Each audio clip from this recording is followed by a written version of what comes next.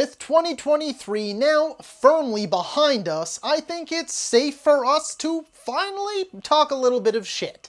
Hello ladies and gentlemen and movie lovers of all kind, and welcome back to the channel. As always, I am your host Brett Murphy, and for today's video I have a brand new top 10 for you all, as I am going to be counting down my top 10 picks for the most disappointing movies of 2023. So I want to reiterate that this is the most disappointing movies of 2023, not the worst, because one, I don't typically enjoy doing worst of lists, and two, because if I think a movie is going to be garbage, I just simply don't watch it. So these are instead the movies that I was looking forward to a certain degree, or relatively hopeful for, that ended up disappointing me, with 10 being the least disappointing of the bunch, and number 1 being the most disappointing movie of the year in my own personal opinion. This list is completely subjective. I know for a fact that there are going to be plenty of you out there who disagree with my picks, and that is why it is oh so important for you to drop your own top 10 down in the comments below.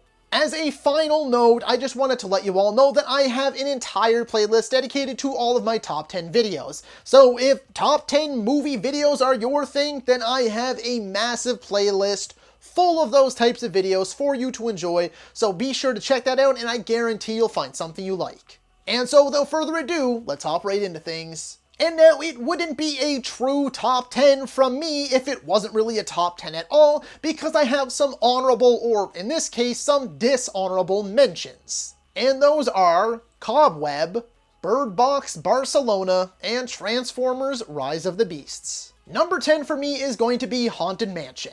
This one kind of falls under that hopeful for category. The trailers didn't blow me away by any means, but as someone who still believes in the magic of Disney, and someone who is a massive fan, yes I said massive fan, I watch it every single year, of the 2003 Eddie Murphy version of the Haunted Mansion, I saw the cast for this one with Danny DeVito and Owen Wilson and Tiffany Haddish and Rosario Dawson, and of course Lakeith Stanfield, who is one of the most underrated actors working today. Yes, I was hopeful that this one was going to be quirky, funny, charming, anything, and instead it's overlong, dull, drab, pretty unfunny, and just quite unremarkable overall. Did I hate it? No, but it wasn't anything more than like a 6 out of 10.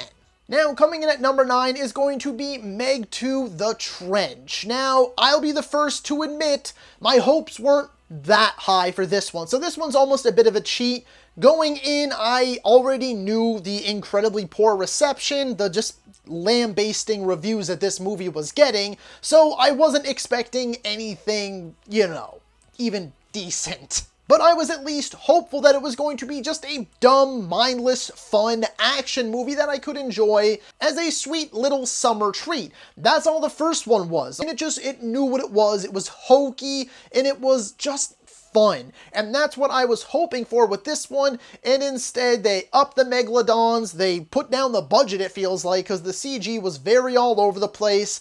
It, in some places, is still enjoyable. Like the last 30 minutes where Jason Statham is taking on like 3 megalodons in a sea-doo, that shit's actually pretty hilariously absurd, which left me entertained, but the rest of the movie is just way too serious for my liking. They should have kept the story just simple, straightforward, and if they were more aware of what this movie should have been and what audiences were expecting, I think the reception would have been much better. Number 8 for me is going to be The Last Voyage of the Demeter, and now this one hurts an extra little bit. I thought the trailers were actually fairly intriguing, and I liked the overall concept.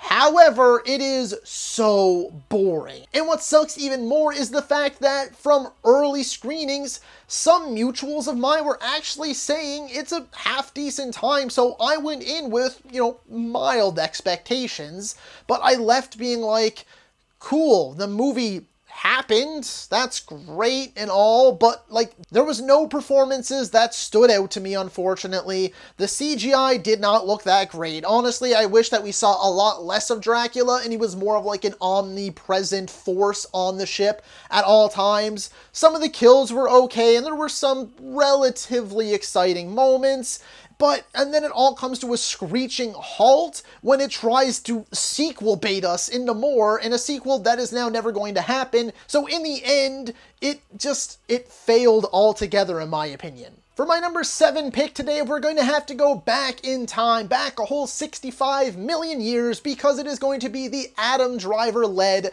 65. Now, I was fully not expecting this one to be anything more than just an enjoyable 90 minutes. Like, I was just thinking, you know what, if I can pay my $10-15 and just sit down and just have some fun for 90 minutes, then this movie will be worth it, and it couldn't even give me that. The only reason to go see this is because of Adam Driver and his co-star played by Ariana Greenblatt, who has just been absolutely everywhere lately. I liked that core relationship.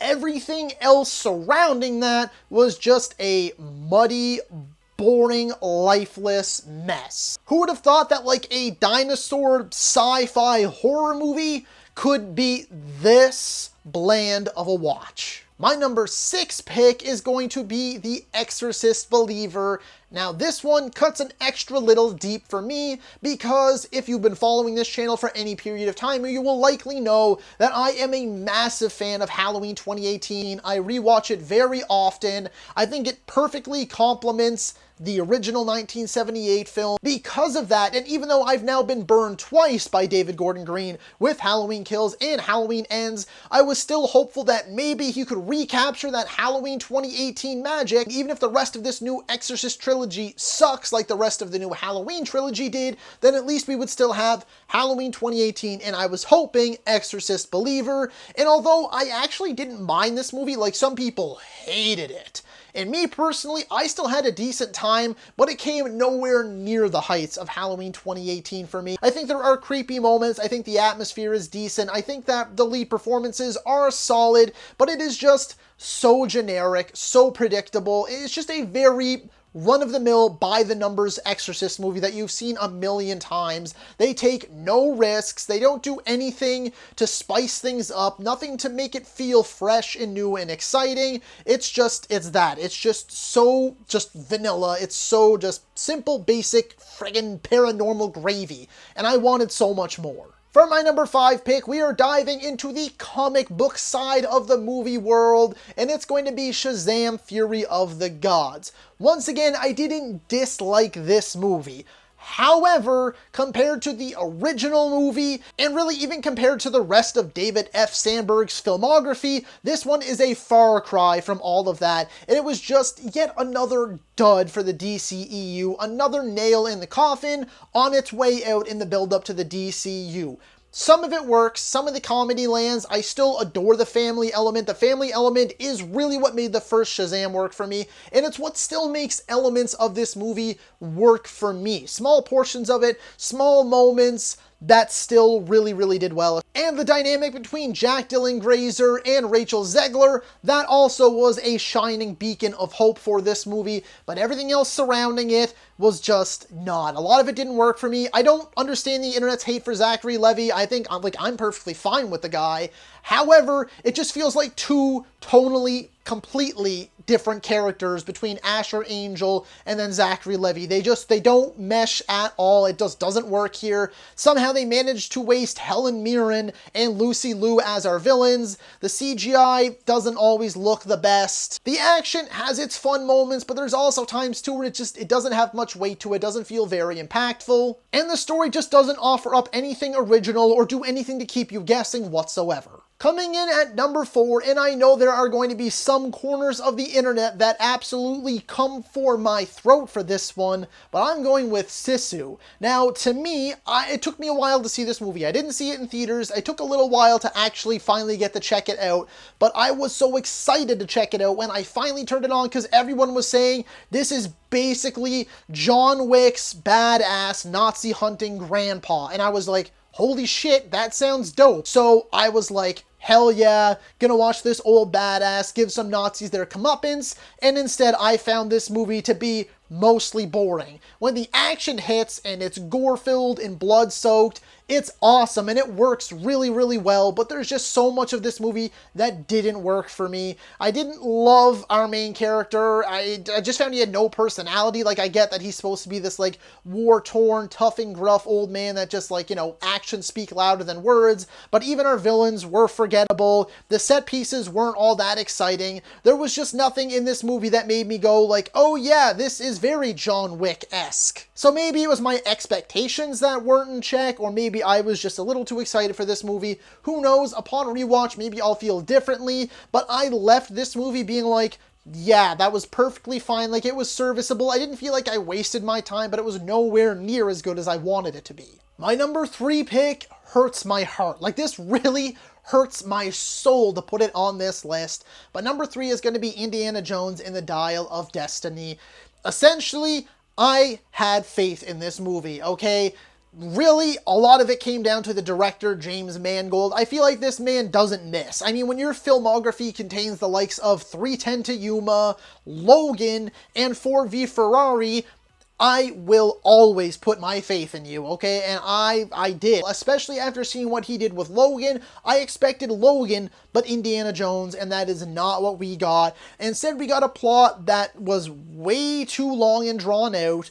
There's just so much repetition in this movie. Mads Mikkelsen was fine as a villain, but pretty much all the side characters are so painfully forgettable or just outright annoying. The action is very, very CGI heavy. You can always tell when it's not actually Harrison Ford. So I don't think this movie was a complete wash. In fact, I still do prefer it over Kingdom of the Crystal Skull, or at least equal to Kingdom of the Crystal Skull. But when I was expecting a big triumphant swan song for Harrison Ford as Indiana Jones. So there was a lot riding on this one, and for me and pretty much every other indie fan out there, fell very short of our expectations. Number 2, and I'm just gonna breeze through this one, it's Expendables, or Expendables 4.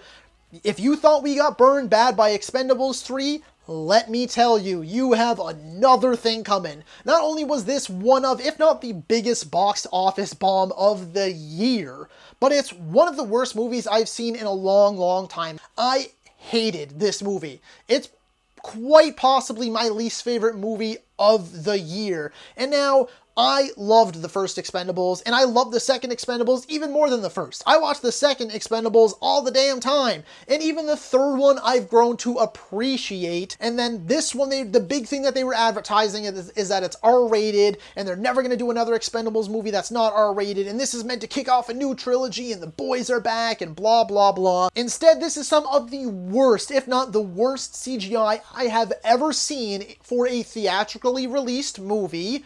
The characters, except for like Jason Statham and Tony Jaa and maybe Iko Uwais, all suck. And even then with Tony Jaa and Iko Uwais, they were never used appropriately. They never got to showcase their full talent. They never got to showcase what they're actually capable of. My God, it is bad. Everyone is phoning it in. None of the new characters are even remotely, like, they have no chemistry. They have no personality. Megan Fox sucks. 50 Cent sucks. Everyone just sucks. The movie sucks. If you can't tell, I am extremely pissed off that this movie was bad. Because again, I was looking forward to it. I was like, hell, if it's even just as good as the third one, but with the R rating, I'll have a good time. But I don't care to ever watch this monstrosity again.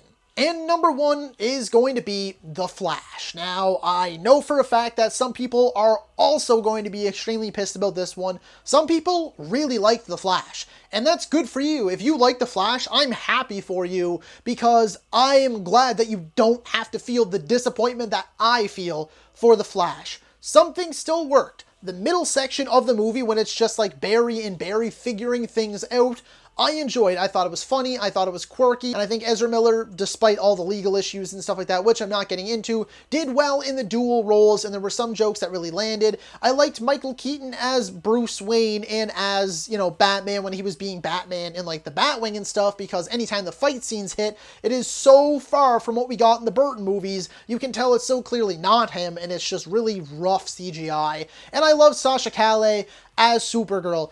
Everything else, was just not my cup of tea. I don't know if a lot of it, except for the CGI, was outright bad, because the CGI, I know the director's like, it's supposed to look like that. I don't buy it. The CGI just looks bad all around. The first half of the movie, I think, is sluggishly paced, or the first, like, third of the movie, I guess, because I like the middle portion. And then the finale of the movie is just, could they have picked a more bland, ugly, boring spot for a finale? I don't even believe Michael Shannon was actually there. He looks so CGI'd in there. The movie is a mess, okay? It's just a mess. It's a headache to think about. I didn't really care for it much when I left the theater. I thought it was a huge bummer, and I was disappointed then. But in the 6+ months since it came out, the more I think about it, the more angry I get and the less I like it. So there are still things in here that I do like. I also love the score by Benjamin Wallfish in here, but just so much of this movie disappointed me, and it sucks because despite all the legal troubles with Ezra Miller, Warner Bros. Was like, this movie is going out, because like the early test screenings were overwhelmingly positive, and then the early screenings at like certain events and stuff were super positive, and they were like, this is going to be the best comic book movie ever. It is heartfelt, it's funny, it's action-packed, it's everything you want in a superhero movie. This is going to change the comic book movie subgenre forever, blah, blah, blah, and it just flat out didn't. And that's why it was fairly easy to choose The Flash as my most disappointing movie of 2023. So that is all for today's video, folks. Be sure to let me know down in the comments if you agree or disagree with my top 10 picks. While you're at it, don't forget to let me know what your top 10 picks would have been for the most disappointing movies of 2023. If you're a movie lover whatsoever, then my channel is the place to be for you. Be it top 10s like this one, ranking videos, versus videos, tier videos, I have it all and so much more, with plenty going on behind the scenes that will be revealed soon, and well over 1,000 videos currently on the channel for you to enjoy. So if you enjoyed this particular video, then be sure to hit that thumbs up button. And if any of that sounds like it's right for you and you want to see more from me, then smash that subscribe button right now. While you're at it, don't forget to ring that little bell icon. That way you can be notified about all of my latest uploads. And as always, stay safe, thank you so much for watching, and that's a wrap. Hey you, yeah you, if you made it this far, just know I appreciate you, and while you're here, consider hitting that subscribe button.